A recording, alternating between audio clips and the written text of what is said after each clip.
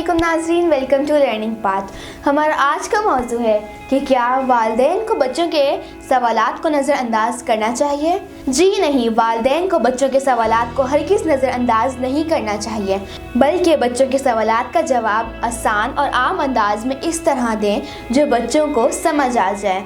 ये कुदरती अमर है कि जब बच्चा अपने शऊर की मनाजिल तय करता है तो अपने इर्द गिर्द नई चीज़ें मसलन चाँद, सितारे, सूरज, आसमान, दिन, रात, सुबह और शाम की तब्दीली, मौसमों का बदलना देखता है तो इसमें इन सब चीज़ों की हकीकत जानने की ख्वाहिश जन्म लेती है और वो वालिदैन से इन चीज़ों के बारे में बार बार सवाल करता है।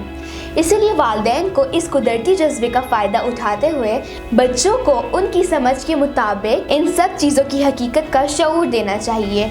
उन्हें बताना चाहिए कि चाँद क्या होता है, सूरज क्या है, सुबह कैसे होती है, शाम कैसे होती है, रात के वक्त सूरज कहाँ चला जाता है, अंधेरा क्यों छा जाता है। इस तरह सवाल जवाब से बच्चे के इल्म में जो भी इजाफा होगा वो बच्चा कभी नहीं भूलेगा और यूँ बहुत सी चीज़ों की मालूमात भी हासिल कर लेता है। अगर वालिदैन को बच्चों के किसी सवाल का जवाब सही नहीं आ रहा तो बच्चों से टाल मटोल नहीं करनी चाहिए, बल्कि इन्हें साफ साफ कह देना चाहिए कि आप इसका मुताला करके या किसी साहिब इल्म से पूछकर इसका जवाब देंगे।